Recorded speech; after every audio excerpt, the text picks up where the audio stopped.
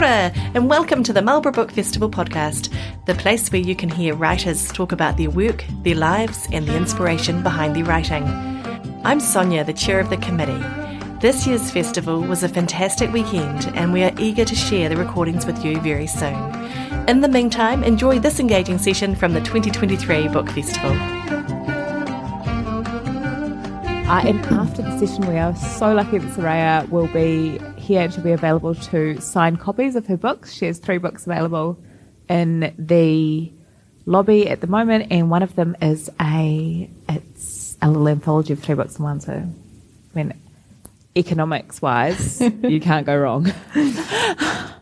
And it is my pleasure to introduce Soraya Lane, who writes historical fiction and romance. Thank you. And is a best-selling author with Lake Union Press. And we are very, very excited to have you here. Welcome to Marlborough. Thank you for that lovely intro. Oh, thanks. And you are practically a local now, though. Well, yes. We've been actually holidaying in Marlborough since I met my husband many years ago. So we're very lucky to be spending lots of time here regularly. Yeah.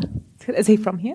No, he's from Christchurch, but he grew up visiting a little batch in Waikawa Bay from sort of his grandparents' batch, and it's very much loved still, and yeah, it's sort of his favourite place in the world to go. So we sort of feel like this is one of our homes. Yeah. Oh, that's lovely. Yeah.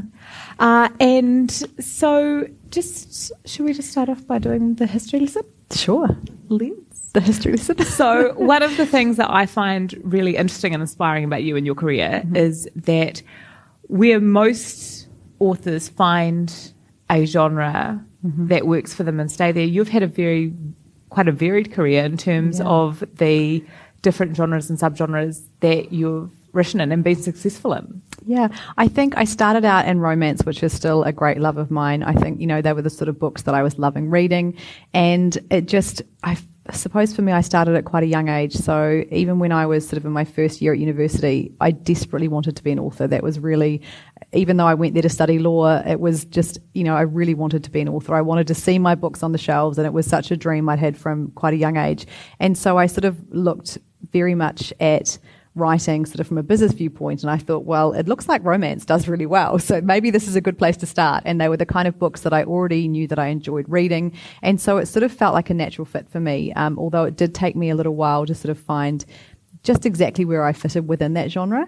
And I started out writing for Harlequin, Mills and Boon, which was a fantastic starting place. I wrote 14 novels for them, and so I learned so much from my editors there, and I'm so grateful for the books that I wrote for them and the guidance I had from those editors. But then it wasn't long before I wanted to start writing sort of longer stories and just sort of expand a little bit. So I was writing for Harlequin and also writing single title books, so the sort of longer format stories for another publisher. And my agent sort of just kept saying to me, where do you see yourself? What do you want to be writing? I feel like there's sort of that point in my career where it was very much like, instead of writing what you need to write, just sort of to try and get published, what is really, what are the books of your heart? What do you really wish you were writing? And that's when I started writing historical fiction. So I feel like as soon as I sold that first book in the historical genre, I'd really sort of found my place of what I really wanted to write and what I really loved, those stories that I really wanted to tell.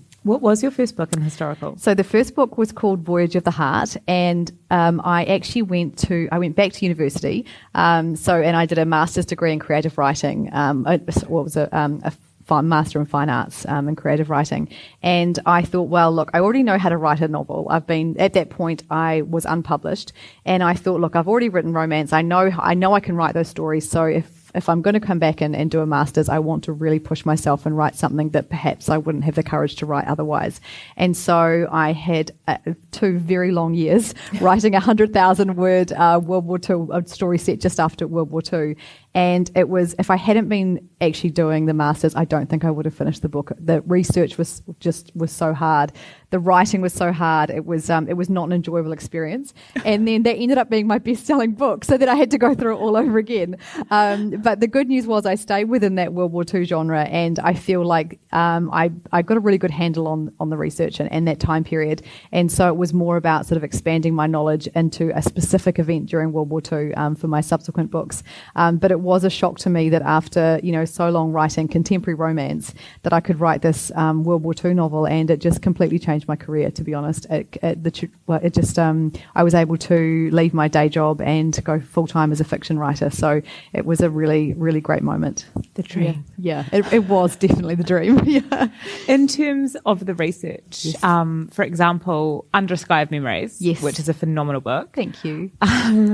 So you explore a sort of fictional narrative that's based on the true event of the 107th Squadron of the medical Evacuation air travel squadron. Yes.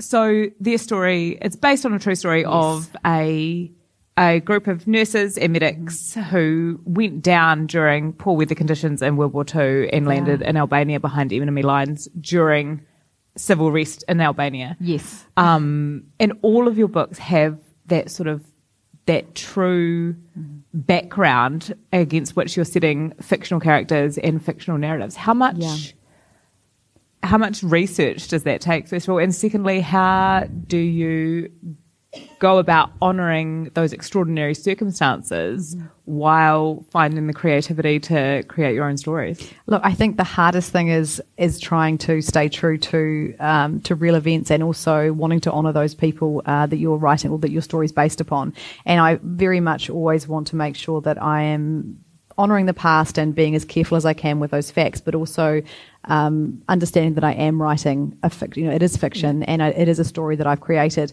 So I normally, the funny thing is, every time I write a World War II novel, I think, look, there's nothing else I can write about. I'll have to move on to a different time period.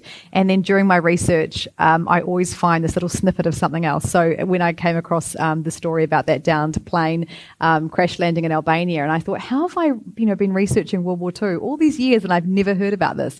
And I do think it's one of those time periods where there are just so many instances of women doing amazing things. And that is, for me, that is why I want to write those stories, because I want to sort of, women are the unsung heroes of that time period. And I feel like there are just so many stories about women to explore. And so going back to, in terms of honouring, history and their stories, I normally try and read as many biographies and memoirs or news articles normally about women during that time period, or specifically what I'm researching, and then just try and craft, characters. I normally have three main female characters in my stories, and so we sort of alternate between their points of view.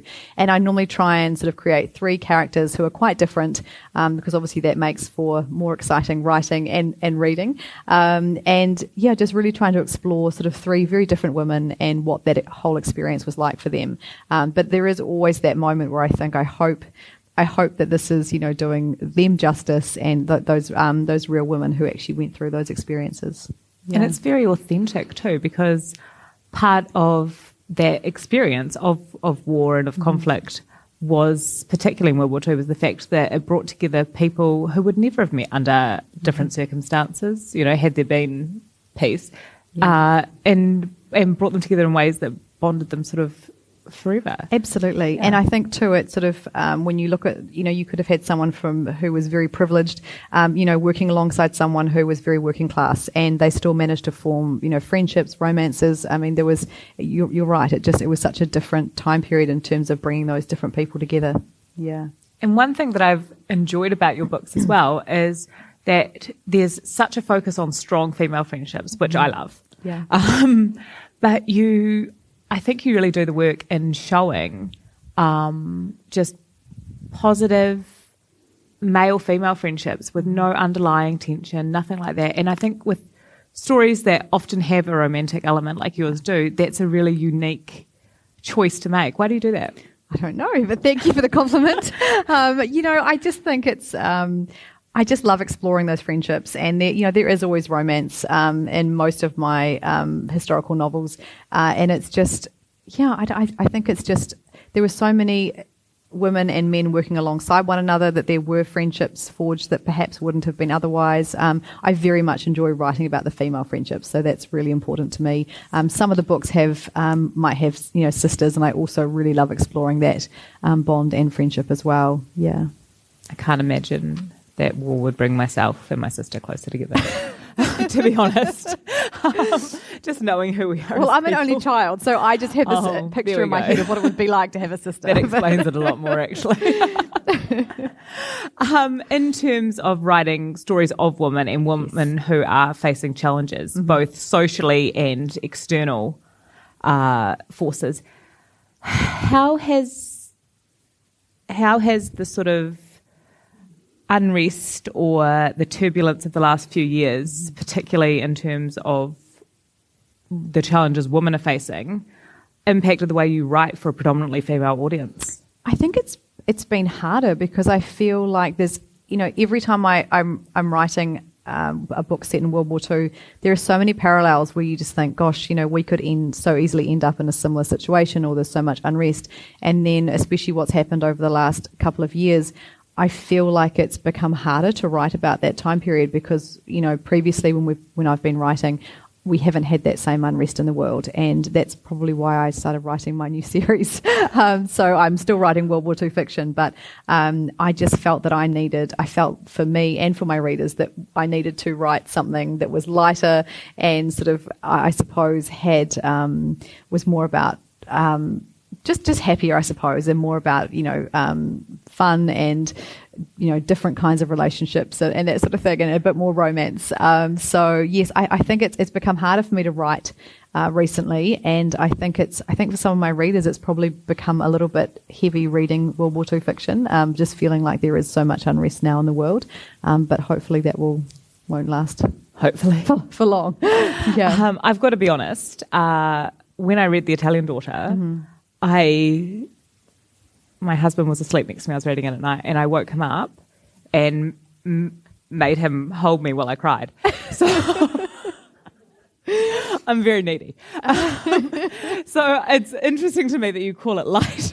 Well, lighter in a way, And to be fair, I mean, some of my personal triggers, I'm sure you guys will all buy a copy after this, won't have nearly the same experience. How lucky for your spouses. but why did you transition to the series you did? Well, I think I've often written across two genres. I actually had a children's series came out a few years ago, and I love diving from sort of that heavier World War II fiction and that research particularly, which can feel quite heavy, and jumping into something else. And actually my editor, so The Secret Midwife that I've got here is my latest historical novel, which comes out on the 1st of August. And my editor said to me, I feel like you've gone darker and sort of grittier with this novel, which I definitely have. And she said, I think that other series is doing you good because you're going there and writing sort of the, perhaps sort of a little bit lighter, although I do apologise for making you cry. And then I was able to go probably a bit darker in my next historical novel. But no, I just, I had this feeling during the lockdowns. I was at home with my two boys, and we had so much fun being at home together, but it also, just without school pickups and sport and all that sort of thing, I feel like I had more time to just sort of, I suppose, just sit and think a little bit when the kids were having a quieter moment. And I just thought I wanted to create a series and have sort of half the novel set in the past and half in the present. And I wanted to explore love stories that weren't necessarily romances, so there's not a guaranteed happy ending. And I think we were locked down, we couldn't go anywhere, and suddenly I was thinking of all the beautiful places I wished we could travel, and I wanted to write a series that sort of swept my readers away to a beautiful location. I had characters who were falling in love and meeting people and traveling and doing all those wonderful things that we couldn't do at that time. And I just sort of feel like it was the sort of series I needed during that time period, and also I feel like my readers probably needed that kind of story as well, and that was how The Italian Daughter was born, and it's sort of turned into an 8-book series. So, so The Cuban Daughter has just come out here about a week ago, and we've got The Royal Daughter coming out at the very end of the year as well. So it's sort of it snowballed very quickly into something quite big. Yes, and it's been compared to Lucinda Riley's Seven Sisters series, which is obviously a quite the hard act shoes to follow. step into. But in terms of the setting, with the books that have been out already, the setting has such a role It does, in the stories. And I haven't been to Cuba, but I have been to Italy a couple of times. And it feels very Italian when I'm reading it. There's a really authentic sort of emotional connection that you build with the setting that these characters are in. Have you been to all of these places? I'm writing about the places I want to go to. So no, I haven't actually. When we sold the foreign rights to an Italian publisher, it was sort of a moment where I thought, thank goodness, obviously, if they want to buy it, I've obviously done something right here. So that was a really nice moment. But yes, I mean, going back to the Lucinda Riley comparisons, I mean, that is just terrifying. And it's something that, the marketing departments at my various publishing houses have thought is a fantastic idea to promote. But it is, I mean, I'm a huge fan of Lucinda Riley's and her series was just phenomenal. But I think a lot of the foreign publishers we've sold to have really been looking out for a new series that can not so much fill the shoes, but just, readers who have now finished that series and really don't want to just read one standalone book. They want to dive into a series and know that there are going to be more stories coming out within that, that are connected. So it's been really exciting actually just seeing how well the books have been received, particularly in the European markets. Yeah. And for the audience members who are unsure, what does a foreign rights deal mean, like both in theory and for you as a writer? Yeah, so it's incredibly exciting. It's not something that, my previous novels, we've had a few books that have been translated into different languages. So basically my publisher is an English language publisher. I've got two different publishers and they will sell the foreign rights to another publishing house, say in Italy or Germany or something like that. So previously I've had a few deals where the books have been translated into different languages, but it hasn't really, it sort of hasn't been that big a deal, I suppose. With this series, I got a phone call from the foreign rights manager at my new publisher, and he said to me, "We've had a pretty exciting 48 hours. I've sent the book out to all our contacts at all the various publishing houses through Europe, and one of them's just gone to auction." And that was a whole new world for me because it wasn't something that I'd ever been part of before, or something I'd read about that happening to authors, but it hadn't happened to me personally. And within the first 48 hours of him sending the first book out, which was The Italian Daughter, I think we had 3 foreign language deals. So it first sold into the Dutch market. And that was wildly exciting. And I thought, oh, this was great. That's over now. And then, we got another email that week and then another email that's sent to myself and my agent. And I think within about maybe 6 weeks, we'd sold about 12 or 14 foreign rights languages. So that was when it really dawned on me that perhaps the series was a little something different and that I was going to have a different experience. And then we went to auction in Germany and it was just the most phenomenal thing to be part of, to know that there were publishers actually bidding at auction, with my foreign rights manager to get the rights to the series. So it has been quite a ride. Yeah. So what is the new series about? So the new series is, for me, I wanted to create a series that could be read out of order if necessary. So if you went into a bookstore and you found, say, the Cuban Daughter and the Italian Daughter wasn't there, you could pick that up and really enjoy that story. But in saying that, there is a thread throughout the whole series which connects the books. So I had this idea that there was a place called Hope's House, which was a home for unmarried mothers to go and have babies. And I wanted the granddaughters of these women who were born in Hope's House to have been left or in this case, there was a little box. So they each had a little wooden box with clues inside. And so they're summoned to a lawyer's office and they find out that their grandmother was born in this home for unmarried mothers, which is, none of them had any idea. And so in the box, they find clues to her past. And so each story takes us to a different country. So we've had Italy, Cuba, book 3 is set in Greece. And so we sort of have a granddaughter at a turning point in her life. And we have the story going between her point of view in the present and then going back into the past. And the past is how her grandmother ended up being born in this place called Hope's House. So it's just, they're sort of, I would probably describe them as dual timeline love stories. So, there may be a sad ending, it may be a happy ending. I think it's important to have that unpredictability. So they're not sort of straight romances where you have that happy ever after guaranteed.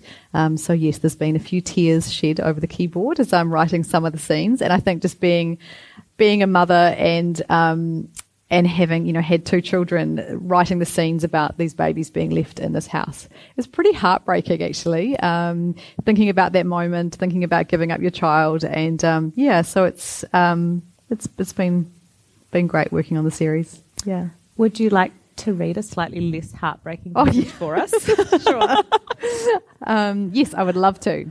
So I'm going to read just the opening few pages to The Cuban Daughter. So with each of the books, I normally have a prologue, which takes place, it takes place a little bit later on in the book. So this is sort of like a flash forward.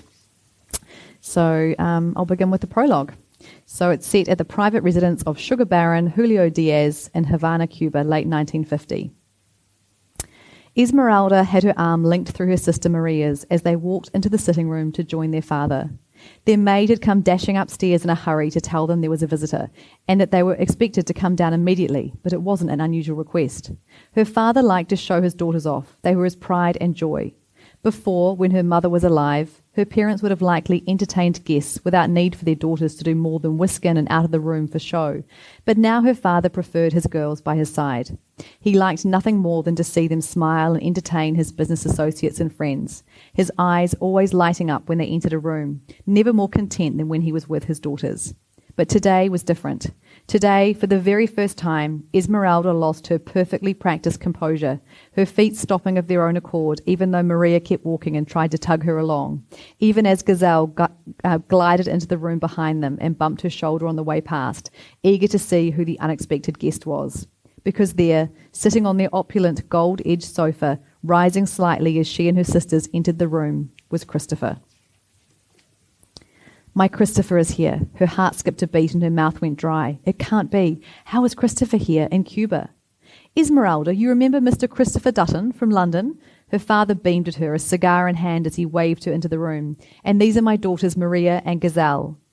Esmeralda forced her feet to move, not wanting her father to know how affected she was by Christopher's presence, and she was grateful for the way his eyes only fleetingly met hers, his composure impeccable. Had she imagined what had happened between them, the looks he'd given her when she'd been in London, the way their hands had brushed, their little fingers just touching as she'd walked away from him that very last time?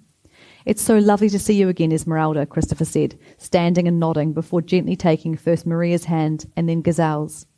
Her cheeks heated as she watched him, as Maria glanced over her shoulder at her, eyebrows raised when he pressed a kiss to the back of her hand.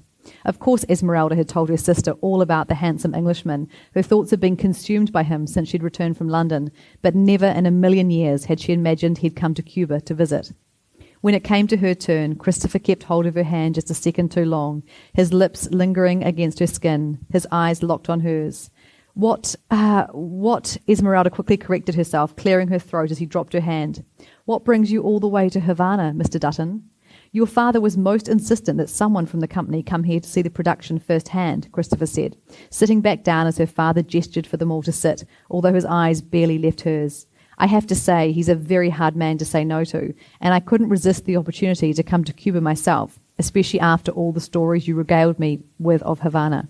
You certainly painted a beautiful picture of your exotic country.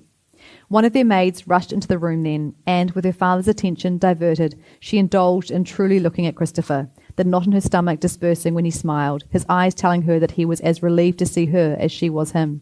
Perhaps I didn't imagine his feelings towards me after all. A bottle of our finest champagne, her father announced, as he lit his cigar, puffing the pungent smoke into the room as their maids scurried off to fulfill his request. When Esmeralda moved past Christopher, her breath stilled in her throat as she brushed so closely to him that the fabric of her dress must have touched his knee, and he caught her finger in his. It was only a split second, their fingers intertwined in a hold so brief that no one could have possibly noticed, but it told her everything she needed to know. He didn't just come to see Cuba. He travelled all this way to see me.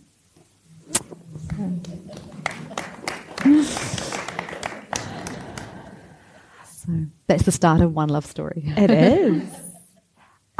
When you are writing a dual timeline like that, do you write in a linear fashion? Do you write one story first, then the other, and intersperse them? How does that work for you in terms of your process? Yes, so this was the first time that I've written sort of going between past and present. And in theory, I thought it would be a great idea to write the entire contemporary story and then the entire historical strand and then sort of, place the chapters. But that didn't really go to plan because I would sort of start writing, in the contemporary story, and then I would think, oh no, maybe I'll do this now. And so I actually just ended up sort of going between the two. There was some sort of cutting and pasting in terms of thinking just with pacing, I need to sort of put a historical strand, here, because I really wanted it to be quite an organic feel and not have so much of the book in the present that when you went into the past, it felt like a complete jolt. I know for me, I often, if I'm reading a book with a dual timeline, I often get so immersed in one, strand of the story that I think, I don't want to go back to that other part. And so I really wanted to just keep that pacing, I suppose, so that you were sort of going between past and present quite fluidly and not sort of spending too long in one character's point of view. And do you have a favourite character from the book so far? Oh, do you know, my favourite is always whoever I'm writing. So I've just finished writing the royal daughter. And so that's probably, I think, just because it's fresh in my mind. And I had it's a very, the historical strand of the next book, which is set in Greece, between Greece and London, felt very, very special. And it's hard to sort of know what to say without giving the story away. But it was, I think there's a heartbreaking element to all the historical parts of these stories, because obviously we know that each child born of this love story ends up at this house for adoption. What we don't know is how they, before you start reading, you don't know how they get there, whether they stay there, what happens to that child. But whereas I feel like the contemporary storyline also has a love story, but it's more uplifting, I suppose I would say, because it's more about, someone going on a journey and sort of finding romance in the present day. And so I think there's sort of, it was nice to have that relief between the two. So I sort of had my, so I sort of had my favourite contemporary storyline, then I had my favourite historical. But the Cuban story was actually, had been in my head for such a long time, I could almost see it like a movie playing in my mind. And I wanted that to be the first story. And my editor said to me, no, we really want the first one to be the Italian story. Because when I pitched the series, I had, all 8 books mapped out to show her the outlines. And so I very begrudgingly wrote the Italian one first, which I actually loved once I started it, but it was the Cuban story that was just so clear in my mind, so that I actually ended up writing that book quite quickly because it was just so clear to me. Yeah. What other countries can we visit? So we're visiting Greece next, and then I'm just about to start work on the 4th novel, which I think is going to be in Geneva. I've just got to I'm just figuring out my final, sort of doing my research at the moment with that. There's also going to be the American daughter. So we've got one set in America, and we have the Parisian daughter as well, which I'm very excited about, which will be book 5. And then, the last 2 I haven't quite finished sort of plotting yet. Now, this might be a spoiler, but I'm going to ask it anyway. So I don't think it's too much to say that when all of the granddaughters are at the lawyer's office coming to terms with this unknown inheritance, we have Hope's granddaughter herself there. Yes. As part of the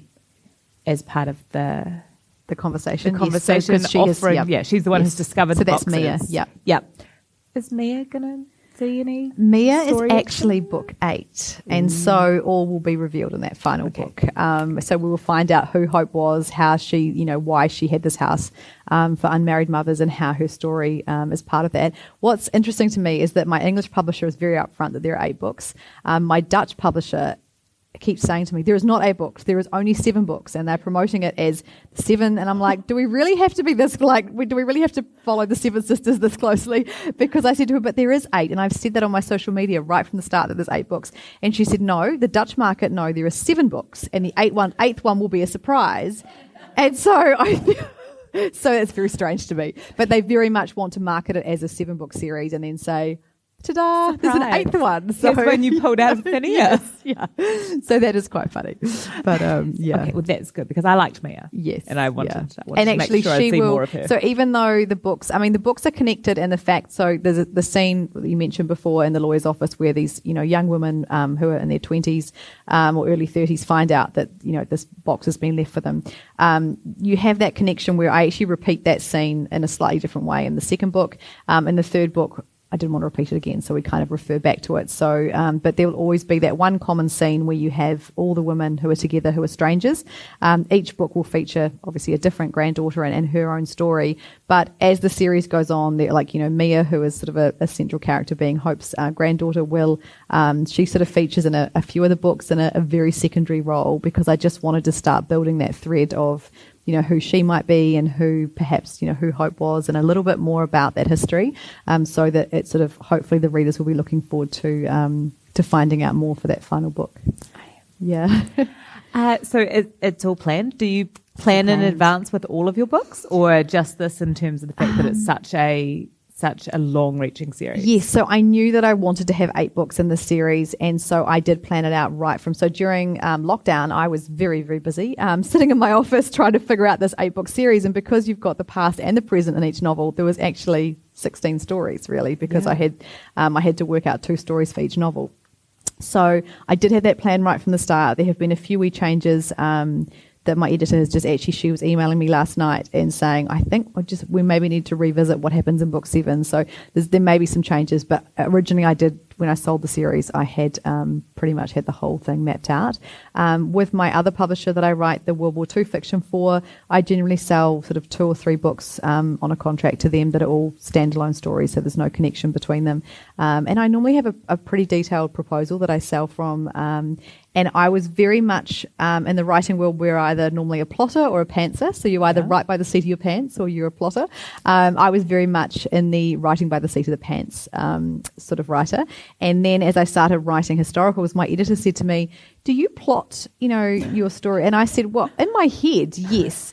And she said to me, I feel like it would be much easier for you if you became a plotter. And I just didn't think that was possible because it wasn't you don't natural think to me. That you can transfer those. Yeah, and so she said to me, how about you plot it and send it to me, and then I will give you some feedback on it, because we were at that point where I would send her the whole manuscript and she would come back and I would end up having to rewrite parts of it, and the process was sort of quite drawn out. And so I started plotting, and it was torture for probably the first 5 years, quite a long time. It's still sort of torture. It is sort of torture still. But I realized that when the whole, with a contemporary story, I felt that I could sit down and just, I could just write the story, and it was, there were easy days and harder days, but I was happy just to sit down and write. With the World War II novels, I generally had 3 main characters, so I was alternating between 3 points of view. I also had, the other major part of the plot was whatever was happening during the war at that time. So I had this timeline, and I had these 3 characters, and I had so much happening that really was quite hard to keep track of. So now actually I sit down and do a chapter by chapter outline before I start writing. So I've become a hardcore plotter. So yes, and I feel that it actually helps me to write faster. When I sit down and I look at my outline and I know, there's sort of 2 paragraphs, 1 or 2 paragraphs for each chapter of what needs to happen, and just I feel that it's easier to get the pacing right, to sort of look at the story as a whole and think, okay, so how is this working? And I feel like it's easier to edit the chapter by chapter outline than it is to have to completely rehaul the book at the end of it. So it has made the process a lot more streamlined for me. And because you have that strong outline to begin with, do you insist on writing in a linear structure, starting at the beginning, or do you? No, because you know what's happening in each scene, you can skip ahead to the fun bits. And I feel like I naturally always wanted to do that. I've been very disciplined. I have my word count that I try and achieve every day. And if writing gets tough and I'm not enjoying that, I will just jump to the end and write that, or I'll jump around. But it was harder to do that when I didn't have that outline. Whereas now, I've just finished writing what will be my next year's historical release, which is the Berlin Sisters, and that's set in Germany. And there were some scenes there that were quite hard going. just due to the nature of the story. And I thought, I just can't deal with that today. And so I jumped ahead and wrote the end, or I would, write, a few of the different chapters from a different point of view that were later in the story. So I do feel that with that chapter outline, I can do that and know that I'm still staying within, the confines of the story I've created and not sort of deviating too much from that. And what do you do when you're mid-story and the muse comes to you for something else? I sit down and plan an 8-book series and then wonder what on earth I've got myself into. Why don't we all do that? But no, I think I try and write notes. Like if I am writing and, the next idea is always shiny and new and sounds so much more exciting than what you're writing. The first few chapters are often easier and then you get to the middle and you think, this is so hard, can I just go and do something else? So I will sit down and write some notes about some magical other story that comes to me that I may or may not go back to. But I think that is the hardest part. And I think that's probably why some people never actually finish a manuscript, because you get to the middle and it is hard. It's hard to get through some of those scenes once you've, and I feel like sometimes that means you haven't got enough conflict in your story. So there's probably not quite enough happening. So it becomes boring as a writer and probably boring to whoever's going to read the story. So, I think that I do always keep a notebook of ideas and, I just try and push through those hard bits or jump to the end and write the ending and then go back to the hard middle part. You're right, though, because I could set my watch by the 35,000 word crisis of confidence that hits me. I get to 35,000 words and I'm in the group chat with my writer friends like, I can't do this. I can't write. I'm crap. Why has no one ever told me? Yeah. And every time. Does it still happen 100%. to you? And I think, the imposter syndrome is real and it is hard, and it doesn't matter how many books I write or, how many wonderful reviews you might get or, it just seems, I think it's harder because I think you're always trying to live up to the last book and you don't want to disappoint anybody and you want to create something that's even better than the last story. And I feel like the first 10,000 words, even maybe 20,000 words, they often just fly past. And then you're right, you get to about 35,000 words and I think, I haven't got enough for a story. I can't do this. I don't know how I wrote the last book because I definitely can't write this one. And it's just, and I know that I am capable of writing a 100,000 word book, but there's something about a certain point. I feel like as soon as I get past, say 50 or 60,000 words, I think, I can actually do this. Like, now I just have to, finish up the story and get to the end. And, but there is a really hard part, I think, between 35,000 and probably 55,000. Yeah. Yeah. So Dorothy Parker once said, I love having written, but I hate writing. Yes, that's a great quote.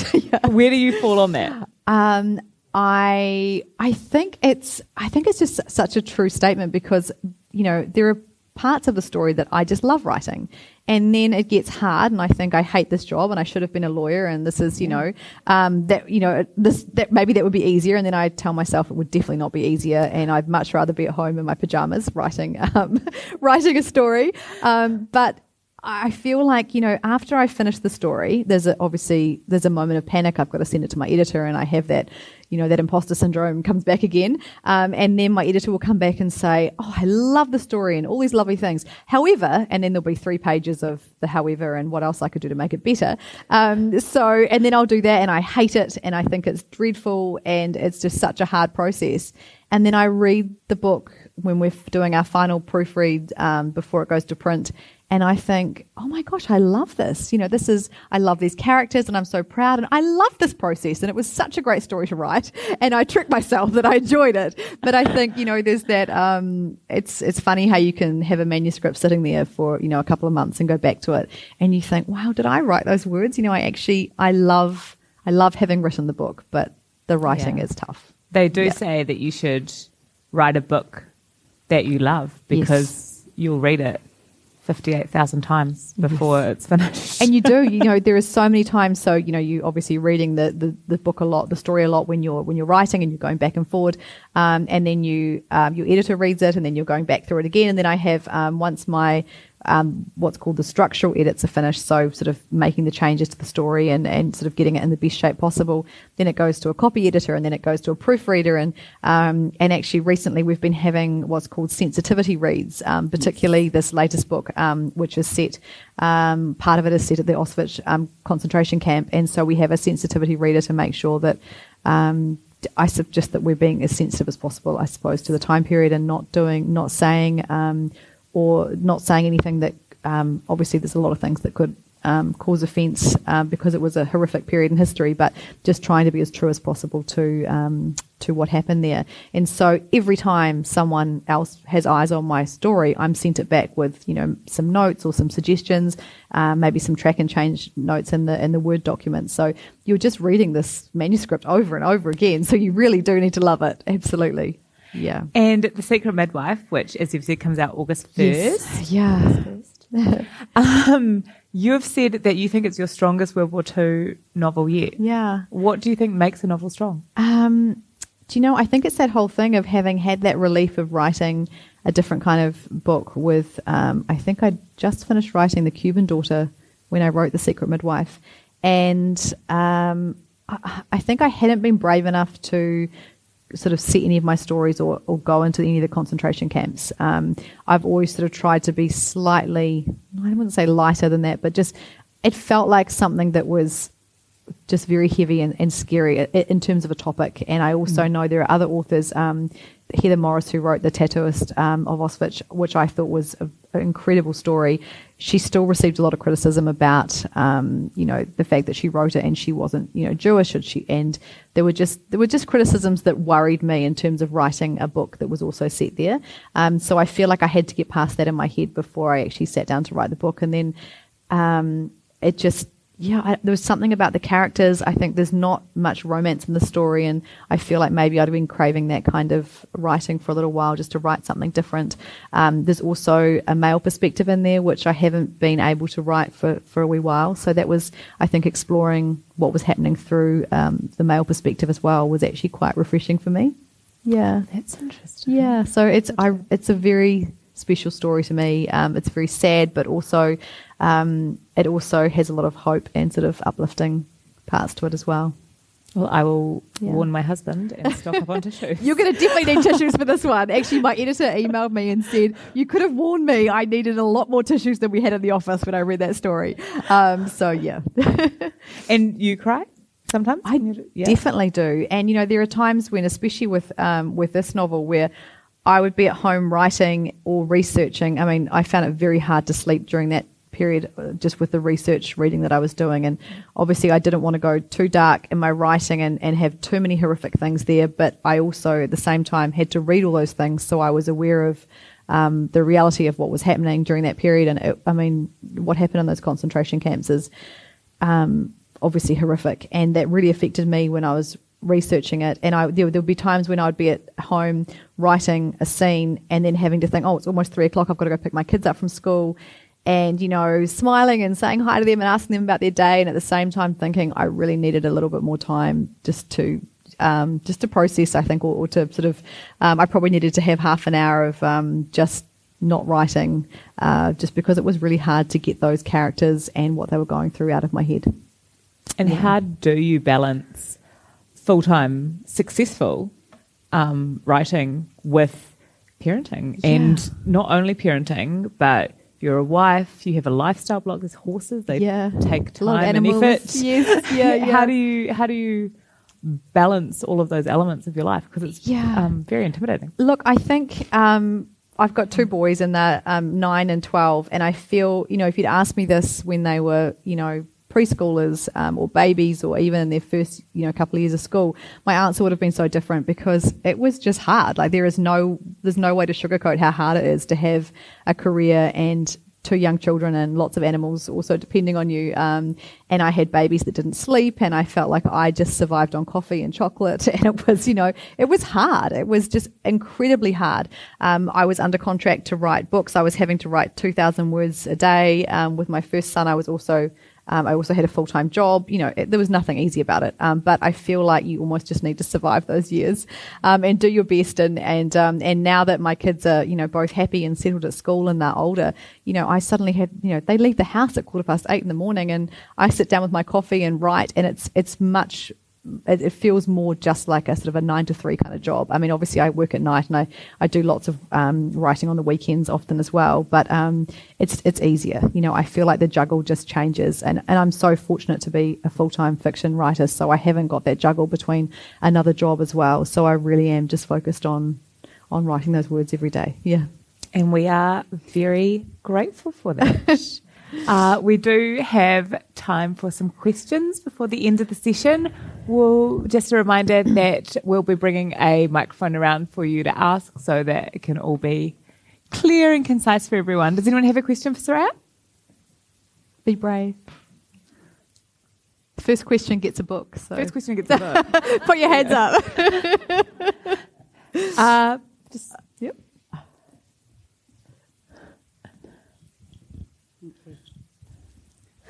Hi. I just wondered, when you were talking about auctions for the book and yes. for the rights to the book and everything, are you still selling traditional books, or are your publishers also publishing things online? Because I know that Courtney's published things online, mm-hmm. and I just wondered whether or not your books were like that, or were they actually physical books? Yeah, great question. So I write for 2 publishers. So my World War II publisher is actually Amazon Publishing. So there are 2 different, obviously you can self-publish your books and put them for sale on Amazon, which is a fantastic, it's something I did earlier in my career, and it's a fantastic way. I mean, I know Courtney's books are available on Amazon. And so I write for Amazon Publishing's, they're actual publishing house that's based in the UK. So they are predominantly an ebook publisher. They do bring the books out in print. So this is the book you've won for being brave enough to ask a question. So they do bring the books out in print, but they're not widely stocked in the bookstores. With my Lost Daughters series, I sold that to a different publisher who is also, first and foremost, they are an ebook publisher, but they are owned by Hachette, which is a much bigger publishing house who are a traditional publisher. So that means that they are mainly putting books into bookstores.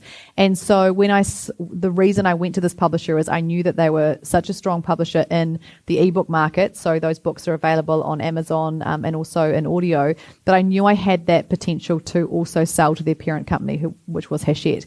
And I was very fortunate that Hachette UK picked up the series, which then meant that the Australian and New Zealand offices also decided to pick the series up, which is why I'm so fortunate to have the books in Paper Plus and Whitcoulls, which is my first time actually seeing my books on shelves in New Zealand, which has been amazing. And then the same publisher also had a lot of contacts with overseas publishing houses and was able to present to all those publishers as well. So I think we actually just signed the 20th foreign language deal last week. So it's going out to lots of markets. So it's been really exciting just going from having a predominantly ebook experience to actually seeing the book out there in print in lots of different languages. Yeah. Another brave soul. I wanted to ask you, because you write a lot of female characters, how do you decide who you're going to write about? Because every time I read a book that's got a female character, I try and kind of imagine that person in my own life. I don't know if other people do that. Or like become best friends with a character from a book. But I wonder, do you meet people and go, oh, I'm going to put you in my book kind of thing? Do you know, not so much. I feel like the first few books that I was writing, especially the contemporary ones, I feel like it was a lot of me in those characters because I think they were sort of probably a similar age to me at the time, and they were set in the contemporary sort of setting. But no, with my other characters, I generally, especially with my World War II novels, I usually have 3 female characters, and I normally sit down and think, okay, I need to make them as different as possible to make the story as interesting as it can be, and to also mean that they can have different strengths and weaknesses, and that their story, the character they start out as is often quite different to the character they finish the story as. So I often just sort of think I need someone who's very practical, and I sort of create I just think 3 very different characters. But no, I don't actually ever sort of meet anyone and think that they could be a character in my book. But if there's something interesting about the work they do that's something that I really normally take notice of, because I think, I like my characters to have really interesting jobs, especially the contemporary characters. So I'm probably more likely to include someone's job or or background in one of my stories. But no, I don't know how these characters come to me. I just always probably just try and make them as different as possible, and somehow they. I normally sit down with a pen and paper, and as soon as I have that pen in my hand and start sort of mapping out my story, they just seem to come to me.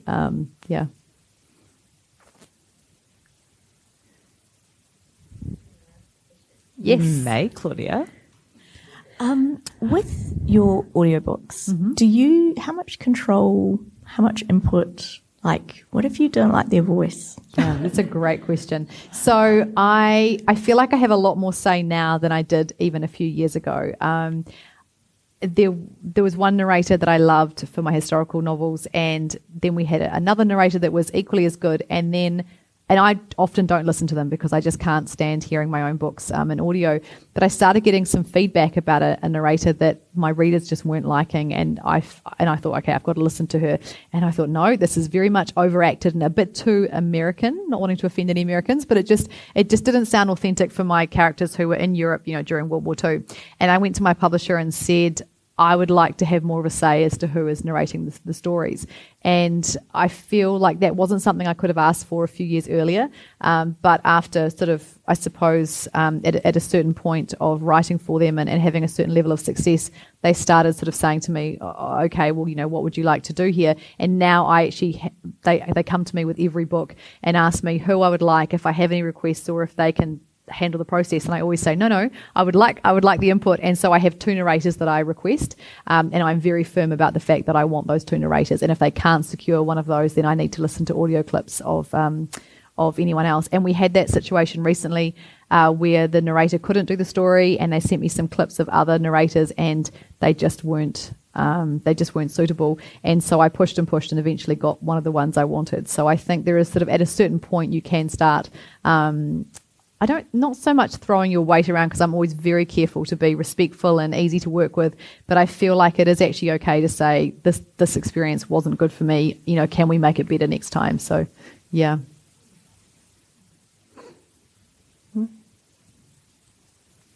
Any other questions?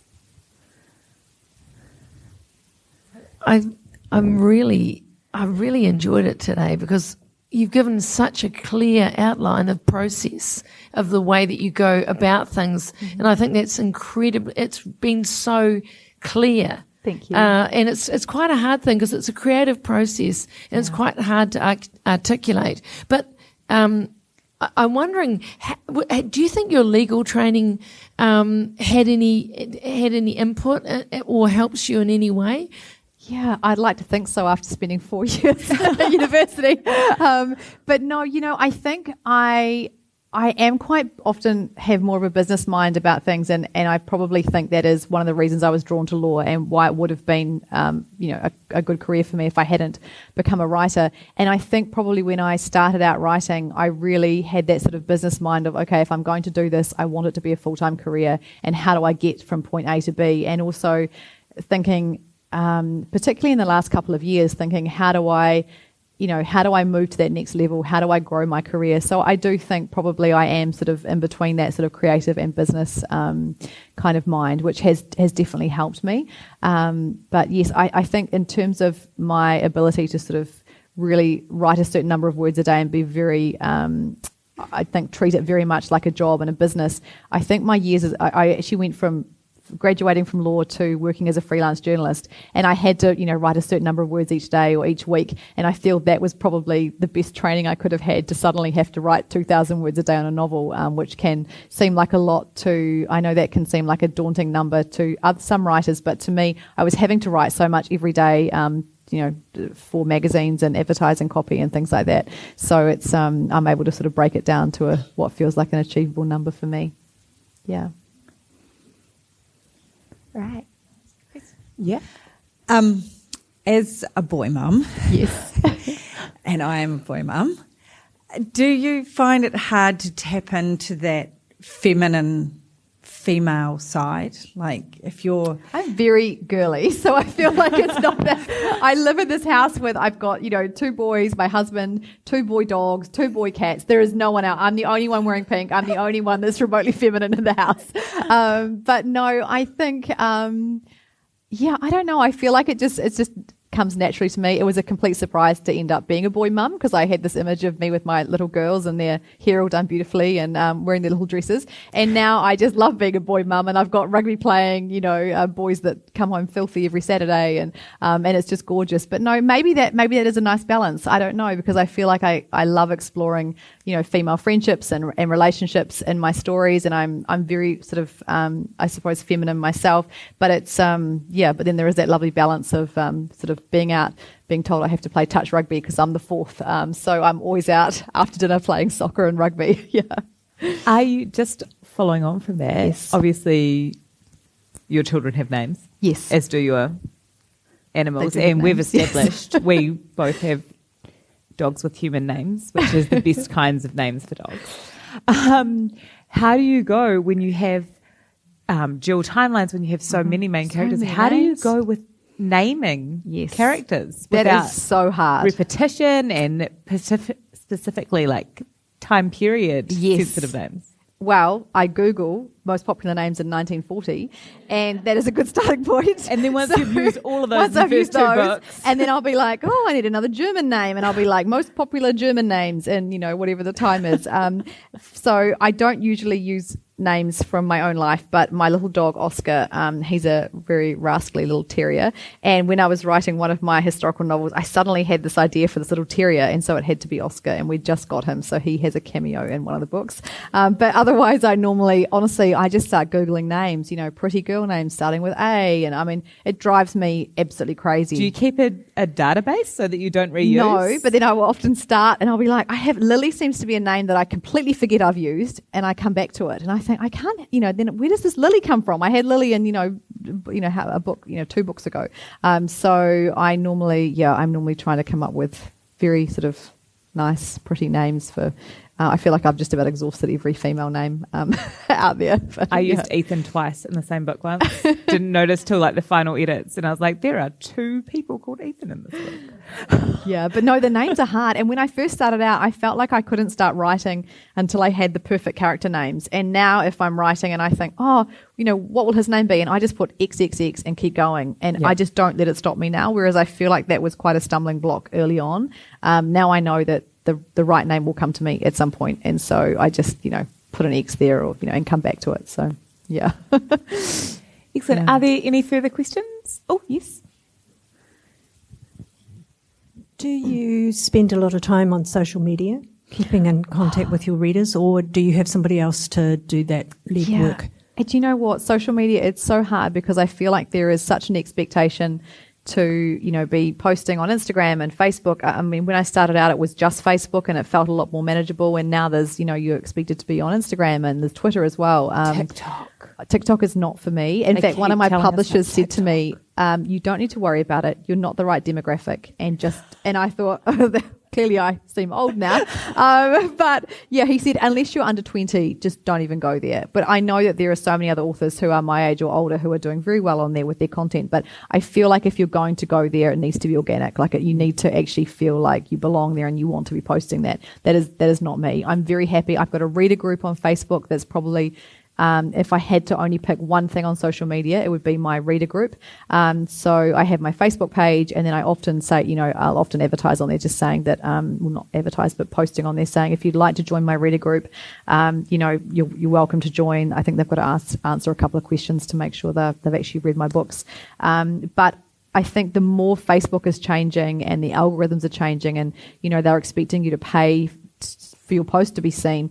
For me, the best thing was the reader group because I know that, I think we're at about 1,000 members, which is fantastic, and they're very engaged readers. But that is for me, that's been the the best thing for me. In terms of spending time on there, it is a huge time suck. And just this year, I have taken on an assistant who's doing 1 or 2 hours for me a day, and she's just helping with posts and all that sort of thing, because I feel like if I'm doing great on social media, my writing is falling behind, and if I'm having great writing days, you just completely forget to post something on there. So it has really helped me just having that 1 hour a day of knowing that someone else is going on there, telling me if there's things I need to answer. If it's something simple that people are asking, then she can answer that. But if they are writing me a personal message or asking me, then it will be me answering those things. But it's just that trying to find that balance. And it's changed so much with the industry, because it used to be that publicity would be taken care of by your publisher, which is why everyone was so keen to have a publisher, so you didn't have to pay for your publicity and your promotion. And now, even when you are signed with large houses, they're still expecting you to promo your own work. And Definitely.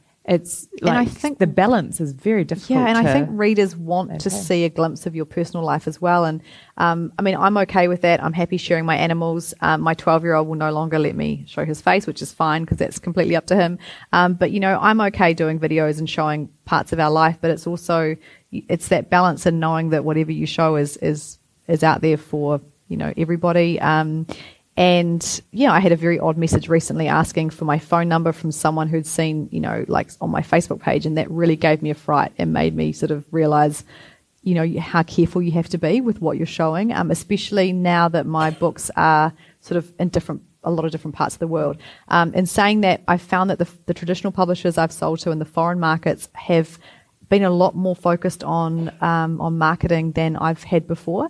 Hachette have been amazing here in New Zealand, so I feel like I've had a different experience with this new series in terms of what those publishers are doing. The German and Dutch publishers in particular, their social media is amazing, and they've asked me for a couple of videos, but otherwise they're working with a lot of book bloggers still and doing a lot of posts. So it's interesting just seeing how different publishers work. Yeah. All right, I think we'll wrap up then. We can all get a glass of Dog Point wine and buy a book. I'm looking forward to a wine after this. And also, I do want to mention before we go that Courtney is also obviously an author, and she's got a wonderful series that is available on Amazon. It's Your Pacific Passion. Keeps going out of my head, which I was looking up and looking at this morning on Amazon, which looks fantastic. So please do make sure you have a look at Courtney's books on Amazon as well. Thanks. Very different readership, though. Yeah. I don't want anyone surprised and traumatized. All right, and thank you so much, Soraya. We're so lucky to have you here in Marlborough for the Marlborough Book Fest, and for your generosity and time and sharing your knowledge with us. Oh, thank you. It's been lovely to be here.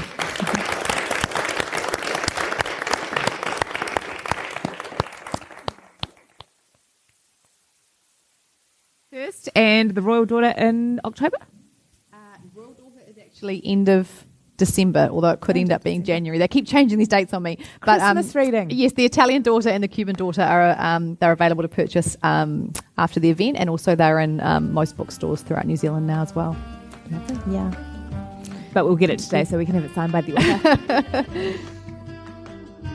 That was another great conversation from the 2023 Marlborough Book Festival. For more information about the event, head to marlboroughbookfest.co.nz. Thank you for listening. Stay tuned for more episodes soon.